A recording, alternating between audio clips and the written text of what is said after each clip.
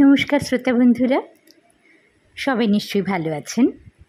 Recitation and more channel থেকে আমি স্বাতী আজকে আপনাদের জন্য বিমল করের একটি গল্প নিয়ে চলে এসেছি। আজকে যে গল্পটি পড়ে শোনাবো সেটি হচ্ছে জননী। ভারী চমৎকার একটা অনুভূতির গল্প, শেষ পর্যন্ত শুনে দেখুন। যে গল্প আমাদের শেষ করবার পরেও ভাবাবে। তাহলে আজকে শুনুন বিমল করের লেখা গল্প জননী।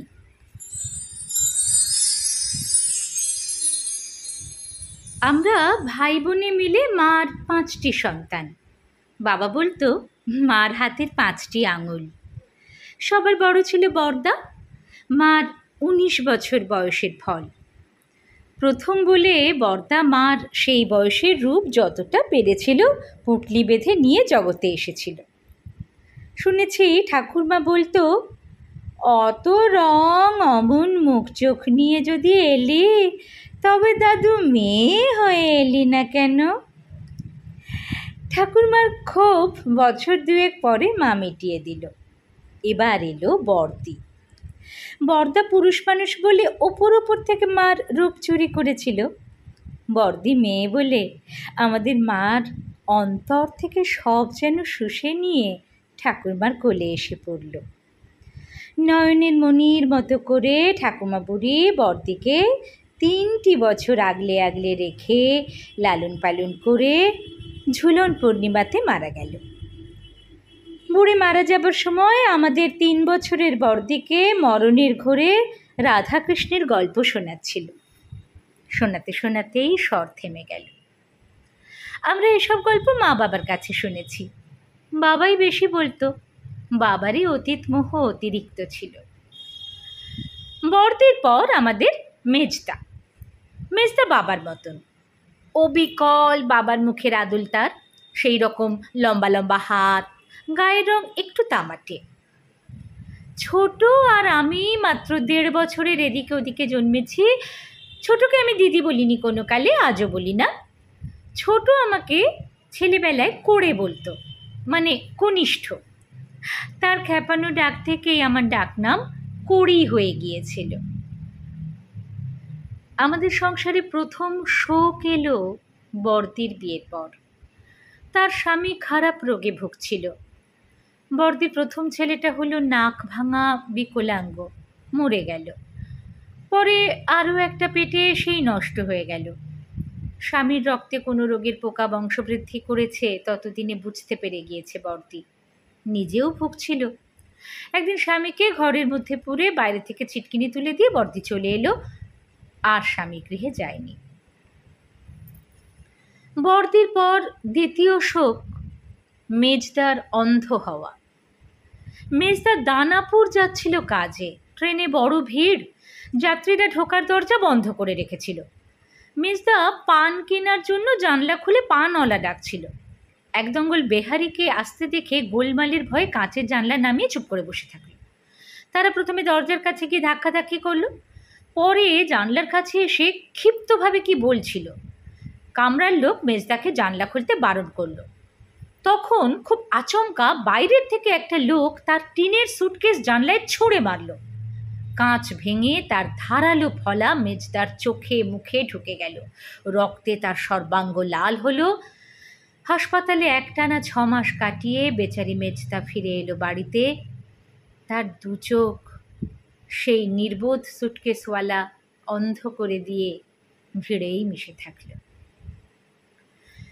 আমাদের তৃতীয় শোক বাবার মৃত্যু। বাবা সন্ন্যাস রোগে মারা গেল। মার কাছে বাবা স্নান করছিল। অল্প অল্প জ্বর ছিল গায়ে। মা ঈষদুষ্ণ জলে বাবার গা ধুইয়ে তোয়ালে দিয়ে মুছে দিচ্ছিল। বাবা মার কোলের ওপর হঠাৎ শুয়ে পড়ে কি বলতে গেল, পারল না। মৃত্যু এসে বাবার মুখে হাত চাপা দিয়ে কথা থামিয়ে দিল। বাবা তৈরি ছিল, চলে গেল। বাবার মৃত্যুর 2 বছর পরে আমাদের চতুর্থ শোক এলো। ছোট বড় জেদি, চিরকালই সে যখন যা ঝোঁক ধরেছে করতে গেছে। আমি তাকে কত বলেছি ওভাবে জেদ ধরে কাজ করতে যাস না, তুই সব পারবি এমন কোনো কথা নেই। আমার কথা ছোট গ্রাহ্য করতো না। তার ধারণা ছিল সে চেষ্টা করলে সব পারে। ছোট এসব বুঝতো না, বুঝতে চাইতো না, অকারণে সে মেতে থাকতো। তার কাজের অন্ত ছিল না, খাওয়া দাওয়া বিশ্রামের বালাই ছিল না। সকালে মিশনারিদের অনাথালয়ে গৃহিণীপনা করত, দুপুরে বর্দির সঙ্গে শখের চাকরি করতে যেত স্কুলে, বিকেলে আর সন্ধেবেলায় ফুলবাজারে সিঝুপসি ঘরটায় লণ্ঠনে টিমটিমে বাতির আলোয় বসে ওর দলের ছেলে ছোকরাদের সঙ্গে রাজনীতির কাজ করত। একদিন ছোট বুঝতে পারল তার বয়সে যতখানি জীবনী শক্তি স্বাভাবিক, তার অনেক বেশি সে অত্যন্ত হঠকারীর মতন ব্যয় করেছে। এখন তার জীবনের কলসি প্রায় ফাঁকা। ডাক্তারবাবু স্পষ্টই বলে দিল, আর ওঠা চলা নয়, বেশি কথা বলাও নয়, বিছানায় শুয়ে থাকা, ইঞ্জেকশন ওষুধ ভালো ভালো খাওয়া আর চুপ করে পড়ে থাকা। ছোট বলল, তাহলে আমি মরে যাব। জবাবে ডাক্তারবাবু বলল, দেখা যাক। সেই থেকে ছোট বিছানায়।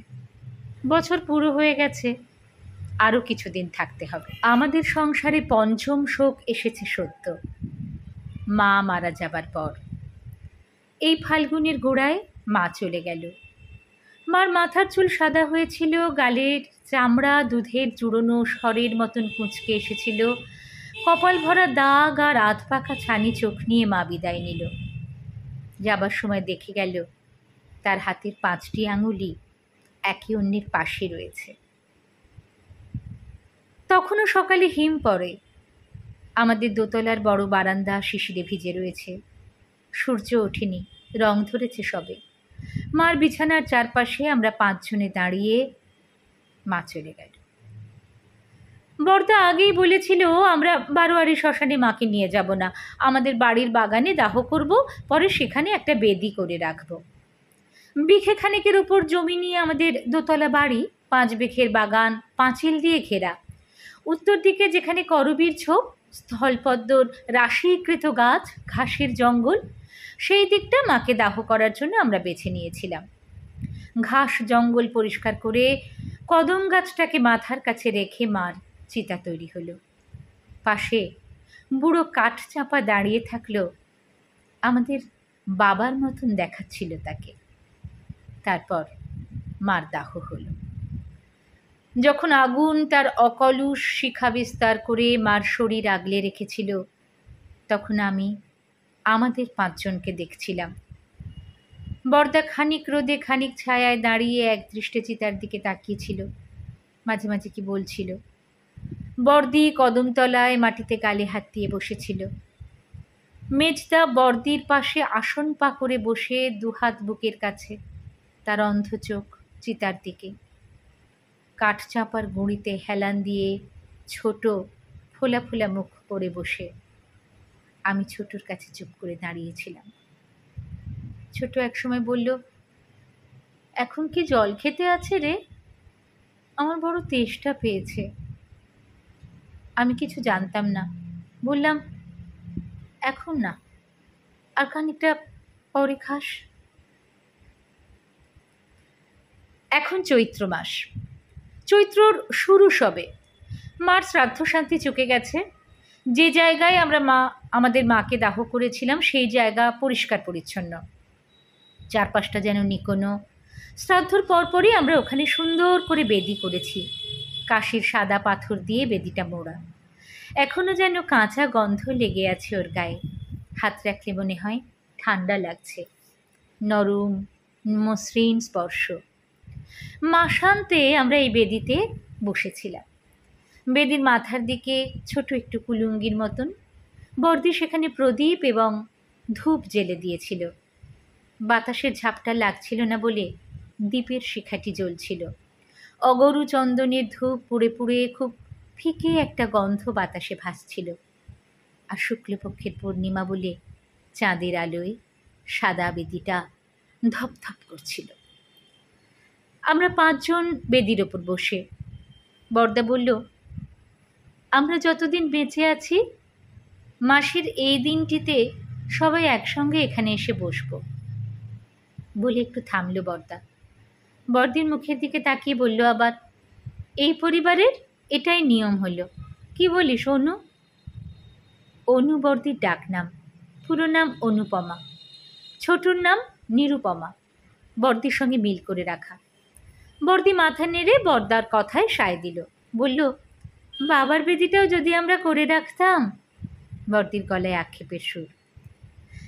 বড়দির আক্ষেপ খুবই সঙ্গত, কিন্তু তখন তো আমাদের মাথায় এই বুদ্ধি আসেনি, মাও কিছু বলেনি।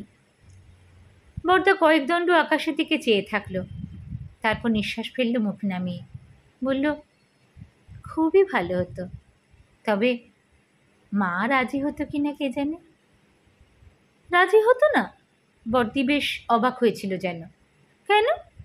মা কেন রাজি হতো না?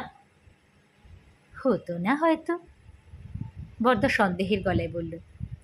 সবাই এসব পছন্দ করে না, সংস্কার। আমরা বোধহয় অনেক কিছু পুরোপুরি অগোচরে রাখতে চাই। মেজদা হঠাৎ কথা বলল, আমরা তাকালাম। তার অন্ধ চোখ একদিকে স্থির রেখে মেজদা বলল, শ্মশানে পুড়িয়ে আসার সময় আমরা কি ভাবি জানো দিদি? কি? অনেকের মধ্যে দিয়ে এলাম, যেন সঙ্গী সাথীর মধ্যে। মরার আবার সঙ্গী সাথী কি? ছোট বলল। কিছু না, মানুষ তবু ভাবে।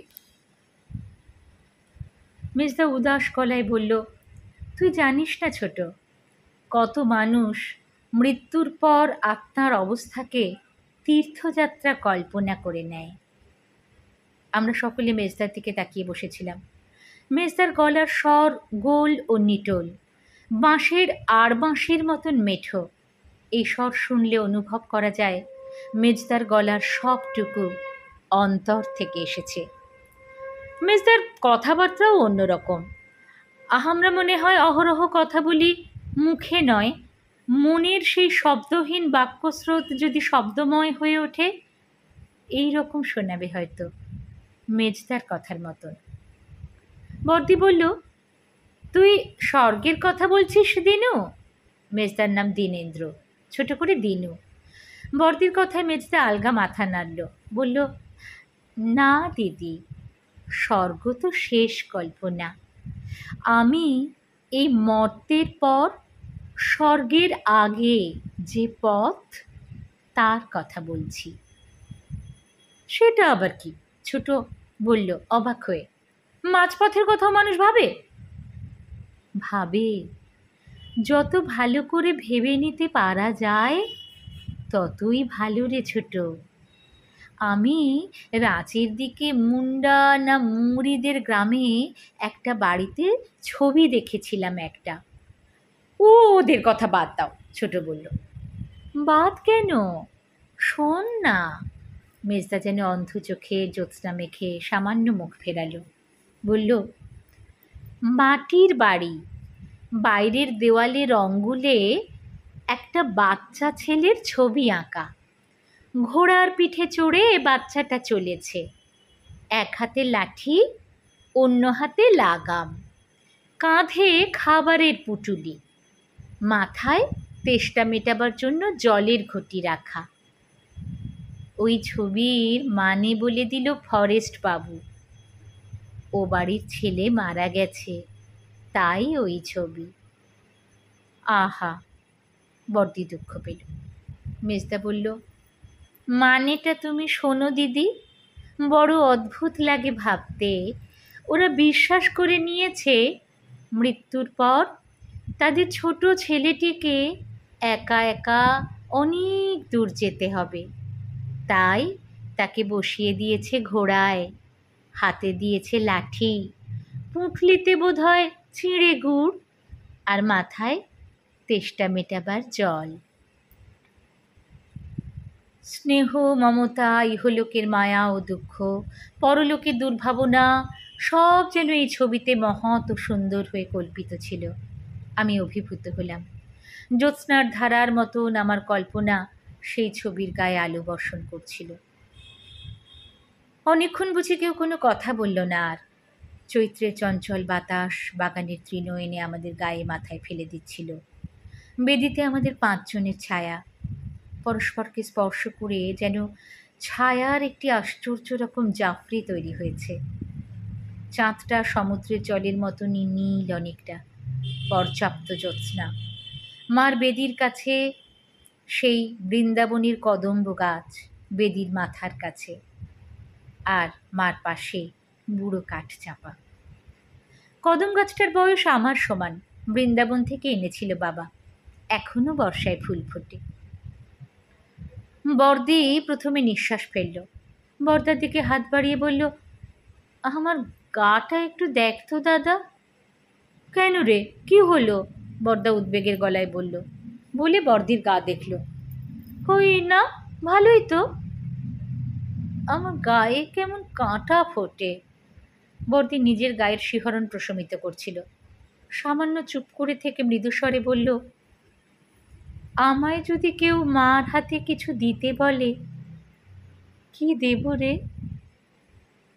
বর্দি আমাদের প্রত্যেকের মুখে একে একে তাকালো, তারপর কেমন করে যেন মাথা নাড়ল, বলল, জানি না কি দেব মার হাতে, কে জানে। কথাটা আমাদের কানের পাশ দিয়ে ভেসে যেতে যেতে হঠাৎ যেন ঘুরে দাঁড়ালো, আমাদের মনোযোগ আকৃষ্ট হলো। সহসা অনুভব করলাম আমরা বিহ্বল হয়েছি। মার হাতে কি দেব, এই প্রশ্ন আচমকা বর্দি আমাদের সামনে ধনিকার মতন নিক্ষেপ করল। আমরা অসংবিত ও বিমূঢ় হয়ে বসে থাকলাম। তারপর ক্রমশ বর্দির কথার পরিপূর্ণ মর্ম আমাদের হৃদয়ে অনুভব করতে পারলাম। সমূলে সচকিত হবার মতন আমরা শিহরিত ও কম্পিত হয়ে দেখলাম এই প্রশ্ন যেন আমাদের সমস্ত বোধ অধিকার করেছে। আমরা কি দেব, কি দিতে পারি মাকে? মনে হলো এই অদ্ভুত প্রশ্নে আমরা আমাদের সম্মিলিত বোধ থেকে পৃথক হয়ে গেছি। যে কোনো ভয়ঙ্কর পর্বত চূড়ায় এনে কেউ আমাদের পরস্পরের দেহের সঙ্গে বাঁধা দড়ি কেটে দিয়েছে, আর আমরা চূড়ার অন্তিম প্রান্তে দাঁড়িয়ে আছি। স্তব্ধ নিঃসার হয়ে আমরা বসে থাকলাম। চাঁদের আলো কদম গাছের ছায়াটিকে বেদির সামনে শুইয়ে দেখেছে। করবি ঝোপে বাতাস যেন ডুব দিয়ে সাঁতার কেটে কেটে যাচ্ছিল, শব্দ হচ্ছিল পাতার। আমরা আমাদের ছায়ার নকশা থেকে চোখ তুলে কখন যে শূন্যে দৃষ্টি রেখেছি কেউ জানি না। বর্দাই প্রথম কথা বলল। মার কোলে বর্দাই প্রথম এসেছিল, বর্দাকে দিয়েই মার মাতৃত্ব শুরু। হয়তো তাই বর্দা এই নীরবতা এবং অপেক্ষা প্রথমে ভাঙল, যেমন করে মার সন্তান কামনার অপেক্ষা ভেঙেছিল। অনু কিন্তু কথাটা মন্দ বলেনি, বর্দা ধীরে সুস্থে নরম গলায় থেমে থেমে বলতে লাগলো। আমরা কেউ মৃত্যুর পর বিশ্বাস করি না, তবু ভাবতে ভালো লাগছে আমাদের মা দিনুর গল্পের মতন দীর্ঘ পথ হেঁটে যাবে। আমরা মার জন্যে কে কি দিতে পারি? আমরা প্রকৃতপক্ষে ওই একই চিন্তা করছিলাম। মার সে দীর্ঘ অন্তহীন পথযাত্রায় আমরা মাকে কী সম্পদ দিতে পারি। বর্দা দীর্ঘ করে নিঃশ্বাস ফেলল, কদম ছায়ার দিকে তাকিয়ে থাকলো কয়েক দণ্ড, তারপর মুখ তুলে বলল, কি যে দেব আমিও ভেবে পাচ্ছি না। বর্দার গলার স্বর বিষণ্ণ উদাস। বর্দিকে দেখল বর্দা, কাঠচাঁপার বুড়ো গাছটার দিকে অন্যমনস্কভাবে লক্ষ্য করল। মার অনেক দুঃখ ছিল, অনেক। আমি সব দুঃখের কথা জানি না, একটা দুঃখ জানি, আমায় নিয়ে। আমার মনে হলো বর্দা ঠিক আমার মতো করেই ভাবছে। এ সংসারে মা কি পায়নি, কি অভাব তার ছিল, কি পেলে মার সে অভাব থাকতো না, আমরা এখন তাই ভাবছিলাম। মার এই পরবর্তী যাত্রায় আমরা বোধহয় মাকে সেই জিনিস দিতে চাইছিলাম যা এখানে দিতে পারিনি। সেরকম দুঃখ তো আমার জন্যেও মারছিল, ছোট বলল বর্দাকে লক্ষ্য করে। আমাদের সবাইয়ের জন্যই ছিল, বর্দা জবাব দিল। তাহলে কি আমরা মার হাতে সেই দুঃখগুলো আর দিতে চাই না? ছোট অসহায়ের মতো শুধালো।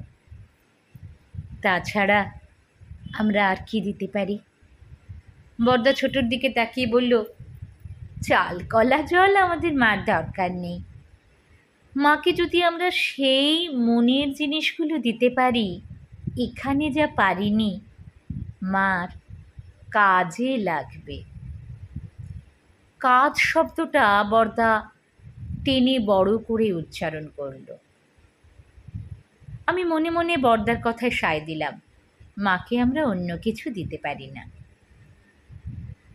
তুই তো জানিস অনু, বর্দা বর্দিকে লক্ষ্য করে কথা শুরু করলো, আমি বিয়ে করিনি বলে মার মনে মনে বড় দুঃখ ছিল, অভিমানও। মার কি সাধ ছিল আমি জানি, কিন্তু আমার ইচ্ছে ছিল না। আমার জন্যে মা মেয়ে পছন্দ করে রেখেছিল।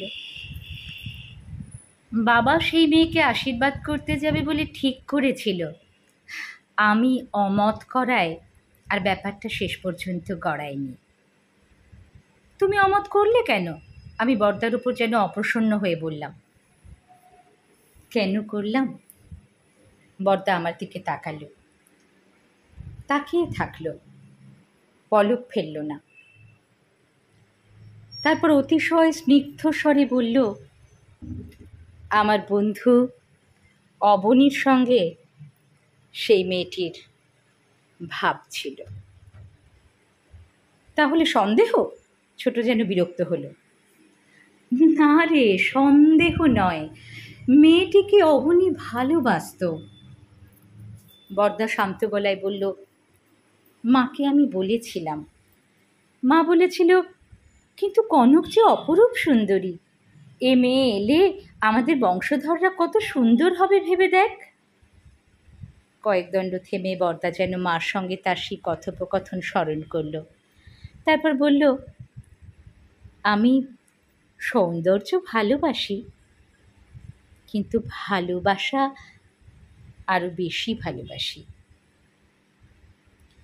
অনেকক্ষণ আর কথা হলো না, বেদির দিকে তাকিয়ে থাকলো। মা এই কথাটা কেন যে বুঝল না? বর্দা আক্ষেপের গলায় বলল, মনে হচ্ছিল তার কোনো পুরনো প্রদাহ সে আজ অত্যন্ত ব্যথার সঙ্গে আবার অনুভব করছে। অনেকটা সময় চুপ করে থেকে বর্দা দীর্ঘ নিঃশ্বাস ফেলল, মৃদু গলায় টেনে টেনে বলল,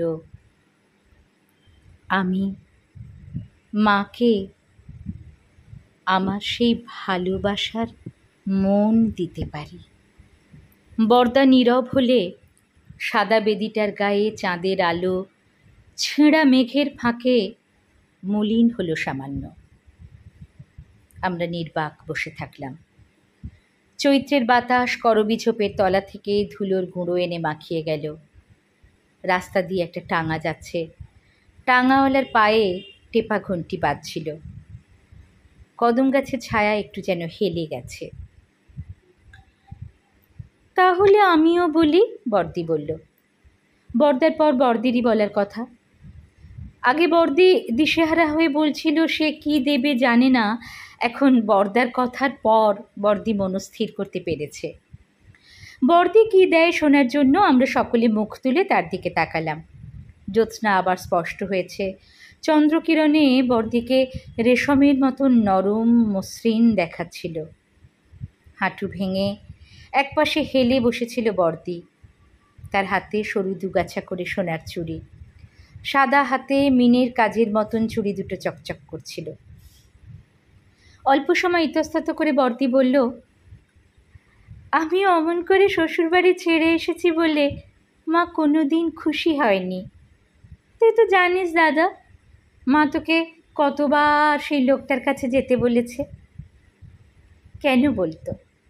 বলতো যাতে তুই তাকে ভুলিয়ে বুঝিয়ে সুঝিয়ে আনতে পারিস। সোজা হয়ে বসে নিল বর্দি। বাঁ হাত গলার কাছে নিয়ে গিয়ে তার মটর হারে আঙুলে রাখল। বাবাকেও মা বুঝিয়েছিল। আমি ওখান থেকে চলে এসে ভুল করেছি, অন্যায় করেছি, বরং চেপে বসে থাকলে তাদের জামাইকে শুধরে নিতে পারতাম।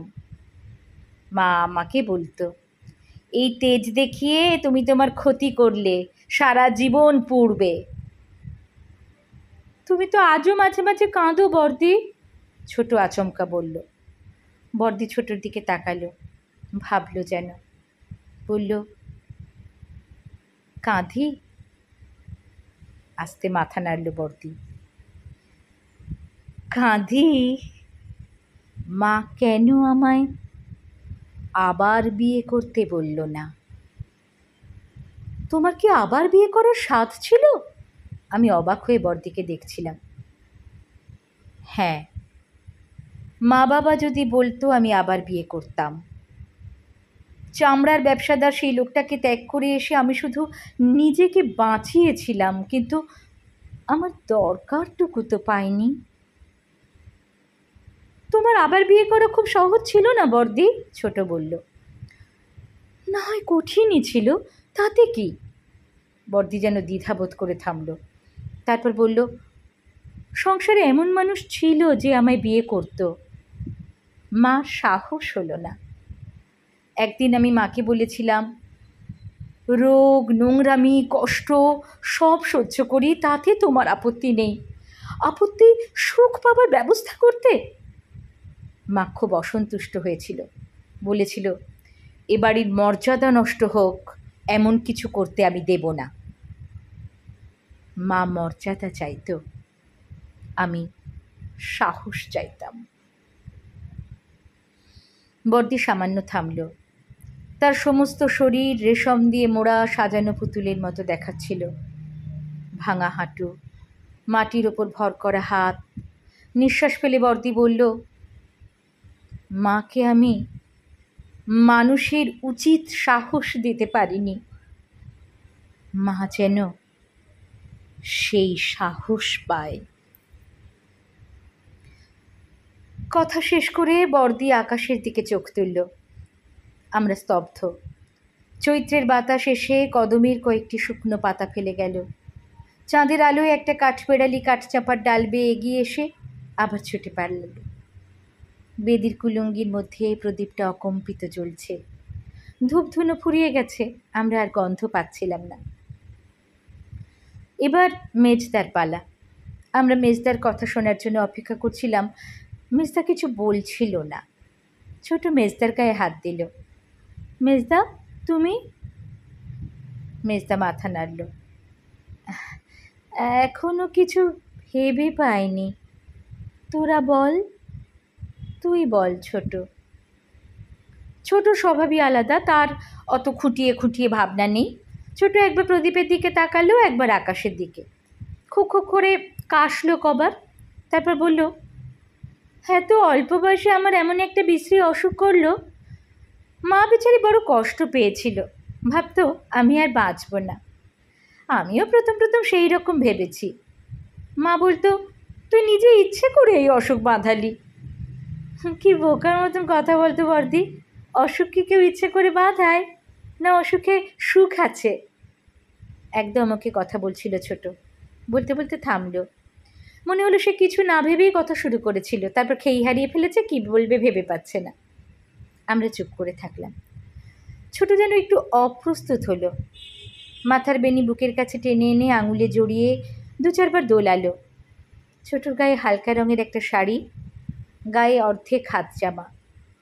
ছোটোর কপাল ছোট, দুপাশের চুল তার প্রায় সবটুকু কপালই ঢেকে ফেলেছে।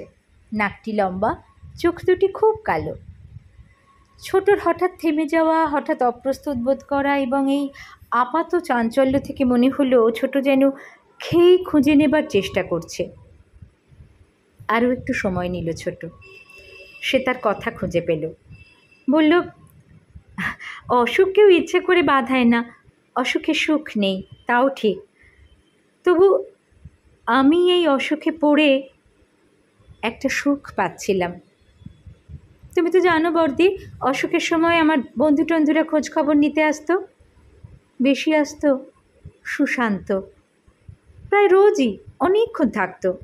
আমায় ভোলাবার চেষ্টা করতো, বলতো এই অসুখ কিছু নয়, কিছুই নয়। মা কেন জানি এটা পছন্দ করতো না, একেবারেই নয়। ছোট তার দীর্ঘ বেনি কাঁধের ডান পাশে রাখল, আকাশের দিকে তাকালো, আবার তাকিয়ে থাকলো।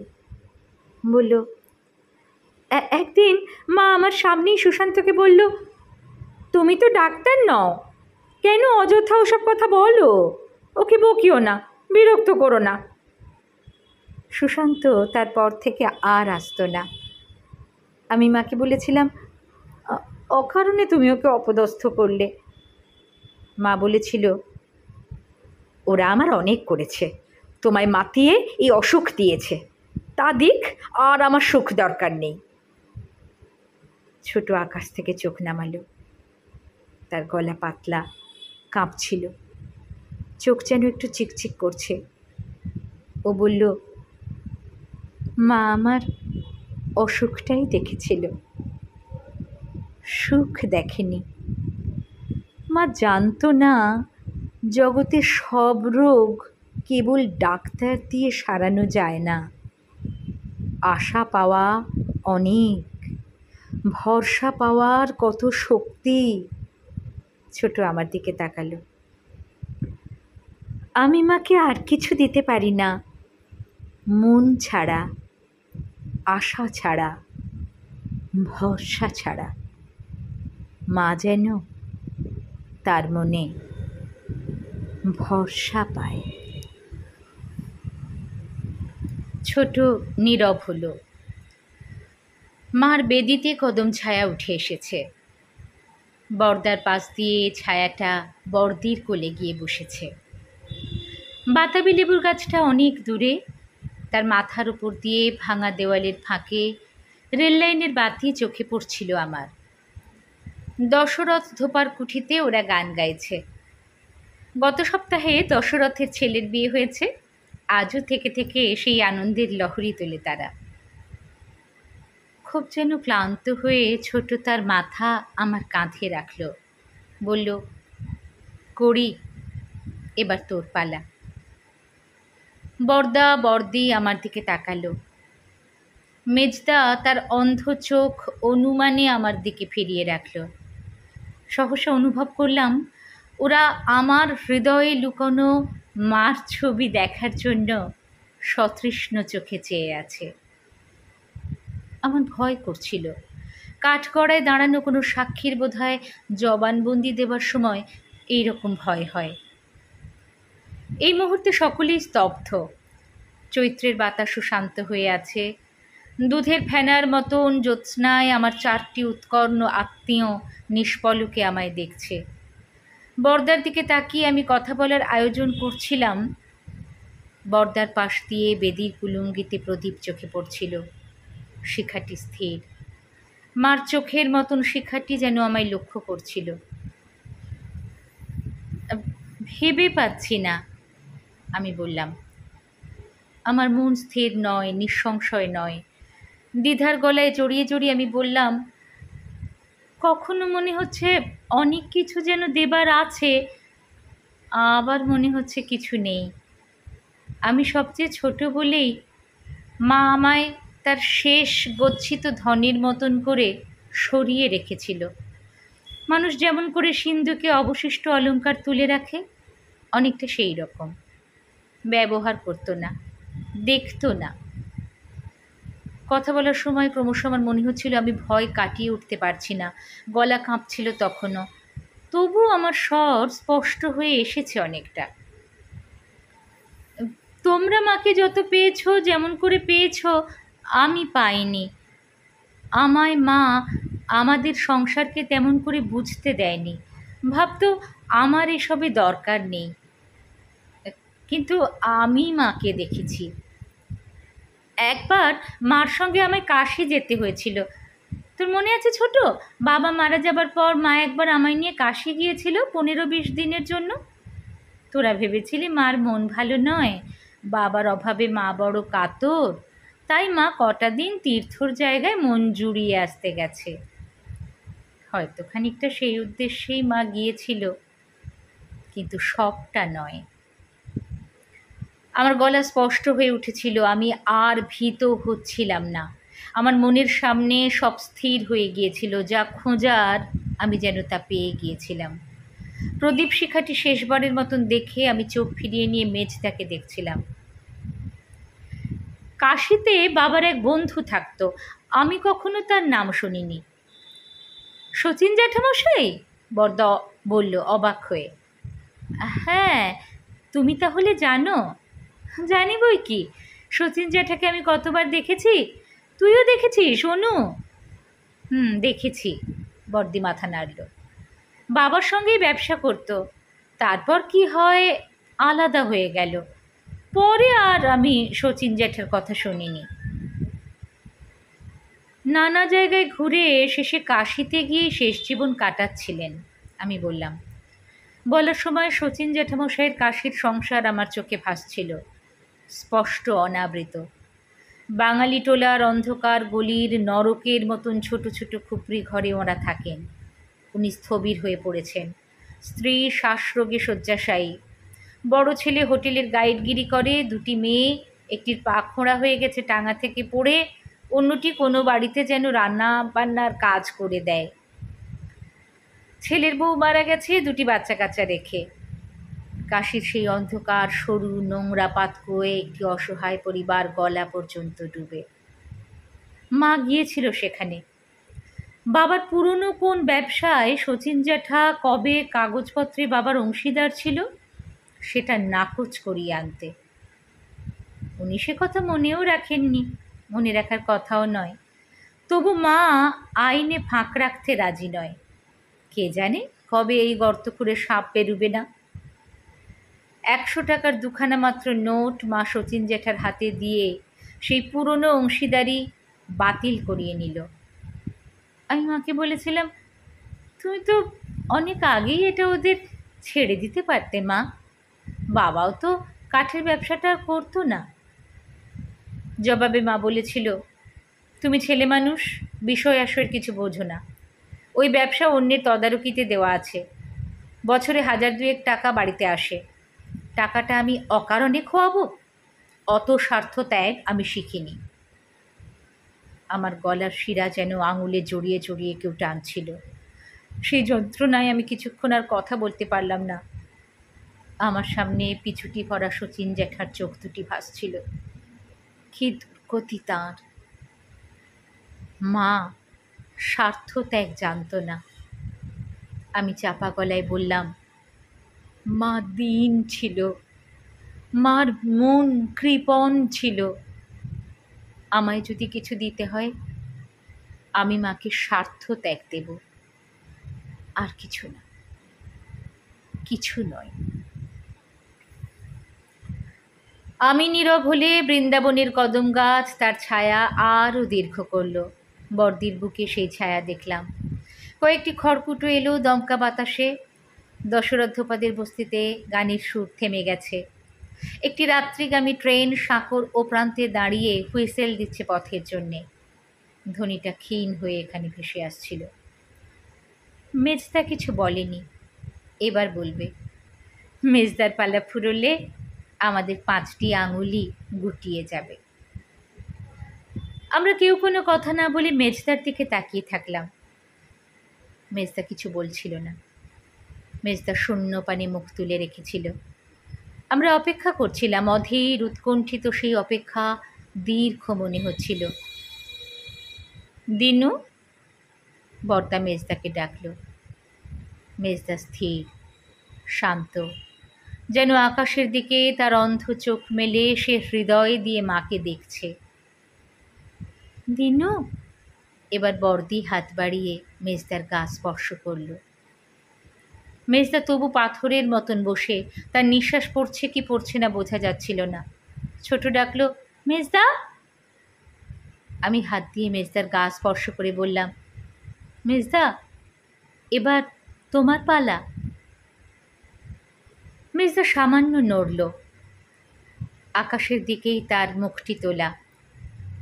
অমন জ্যোৎস্না তার সমস্ত মুখ লিপ্ত করেছে। তার 2 অন্ধ নয়ন নিবিড় করে সেই আলো মাখছিল। মেজদা তার সাদামাটা মেঠো সুরেলা গলায় বলল, সৎকার শেষ হয়ে গেলে মানুষ আর কী দিতে পারে? তোমরা মার সৎকার শেষ করেছ, আমার আর কিছু দেওয়ার নেই। কয়েকদণ্ড থামল মেজদা, তারপর বলল, আমাকে যেমন একটা নির্বোধ সুটকেসওয়ালা অন্ধ করে দিয়ে গেল, তেমনি মাকে এই সংসারের শনিতে অন্ধ করেছিল। মা যে কত অন্ধ আমি জানতাম। এই অন্ধ চোখ মাকে আর দিতে ইচ্ছে করে না। মা আমার হৃদয়ের চক্ষু পাক। মেজদা আর কিছু বলল না। কাশির সাদা পাথরে বাঁধানো মার বেদির ওপর আমরা 5টি সন্তান বসে থাকলাম। শব্দহীন সেই চরাচরে বসে অনুভব করলাম আমাদের মার সৎকার যেন এইমাত্র সমাধা হলো। সর্বগ্রাস এই দুঃখেও আমরা মার নির্বিঘ্ন যাত্রা কামনা করছিলাম। আমাদের যা দেবার সাধ্য মতো দিয়েছি। মা সেই অন্তহীন পথ অতিক্রম করুন।